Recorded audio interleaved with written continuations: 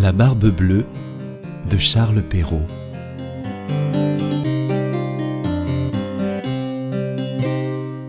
Il était une fois un homme qui avait de belles maisons à la ville et à la campagne, de la vaisselle d'or et d'argent, des meubles en broderie et des carrosses tout dorés. Mais, par malheur, cet homme avait la barbe bleue. Cela le rendait si laid et si terrible qu'il n'était ni femme ni fille qui ne s'enfuit de devant lui. Une de ses voisines, dame de qualité, avait 2 filles parfaitement belles. Il lui en demanda une en mariage et lui laissa le choix de celle qu'elle voudrait lui donner. Elle n'en voulait point toutes 2 et se le renvoyait l'une à l'autre, ne pouvant se résoudre à prendre un homme qui eût la barbe bleue.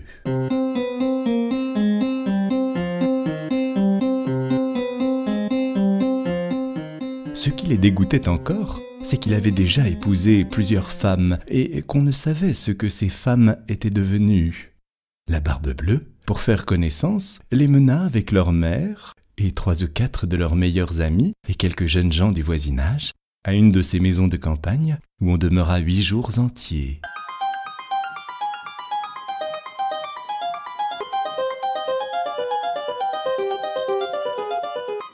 Ce n'était que promenade, que parties de chasse et de pêche, que danses et festins, que collations.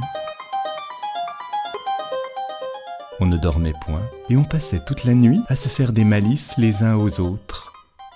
Enfin, tout alla si bien que la cadette commença à trouver que le maître du logis n'avait plus la barbe si bleue et que c'était un fort honnête homme. Dès qu'on fut de retour à la ville, le mariage se conclut.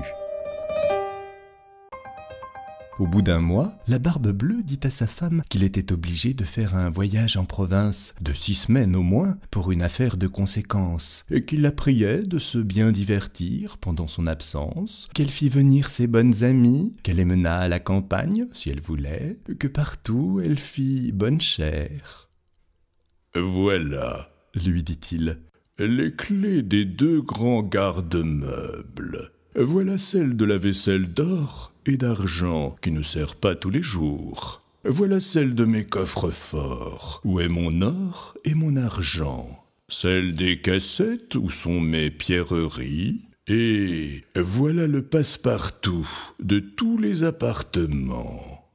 Pour cette petite clé-ci, c'est la clé du cabinet, au bout de la grande galerie de l'appartement bas.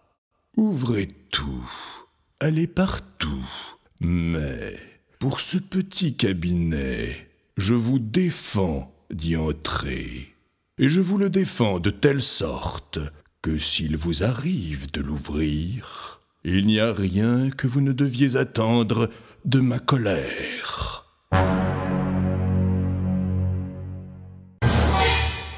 Elle promit d'observer exactement tout ce qui lui